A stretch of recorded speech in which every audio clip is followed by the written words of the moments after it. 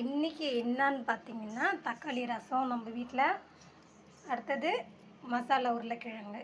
தக்காளி ரசத்தில் இதில் நான் 3 தக்காளி பிழிஞ்சிட்ருக்கேன். திட்டமான புளி போட்டிருக்கேன். கருவேப்பிலை கொத்தமல்லி எல்லாம் புளி தண்ணியில் போட்டிருக்கேன். புளி தண்ணி நல்லா வடிகட்டி அதில் போட்டிருக்கேன்.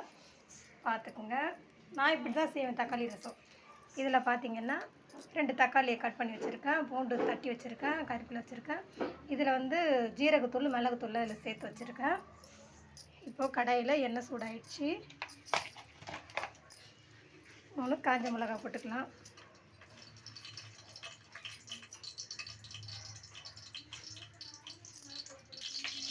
அடுத்தது கடுகு கொஞ்சம் போட்டுக்கலாம்.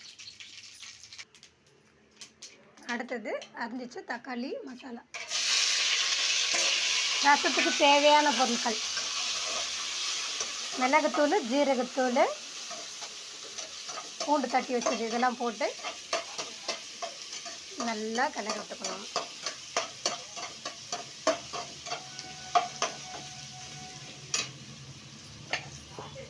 அடுத்தது சால்ட்டு போட்டுக்கலாம். நமக்கு ரசத்துக்கு தேவையான சால்ட்டு இதில் சேர்த்துக்கலாம்.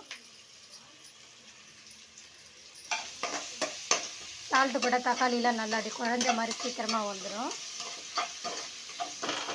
நான் தக்காளி ரசம் இப்படி தான் வைப்பேன். உங்களுக்கு பிடிச்சிருந்தா இதே மாதிரி நீங்கள் ட்ரை பண்ணி பாருங்கள்.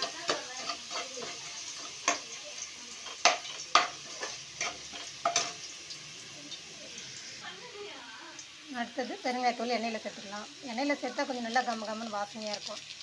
அப்புறம் இறக்கும் போதும் ஒரு பெருங்காயத்தூள் சேர்த்துக்கணும். நல்லா கிண்டி விட்டுருக்கோம்.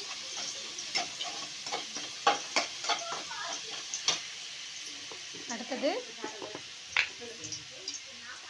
கொஞ்சம் மஞ்சத்தூள்.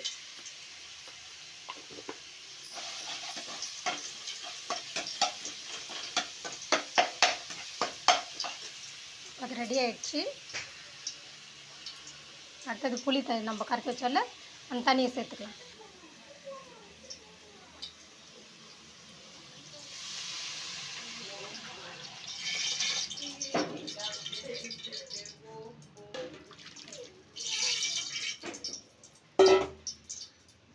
எங்கள் வீட்டில் தக்காளி ரசம்னா எல்லாம் விரும்பி சாப்பிடுவாங்க. குழந்தைங்க எல்லாம் விரும்பி சாப்பிடுவாங்க. அதனால் கொஞ்சம் நான் நிறைய வச்சுருக்கேன்.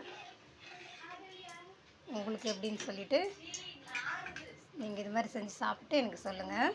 இதான் அவ்வளோதான் சிம்பிளான தக்காளி ரசம். நான் இப்படி தான் செய்வேன். நீங்கள் எப்படி செய்வீங்கன்னு கமெண்ட்டில் சொல்லுங்கள்.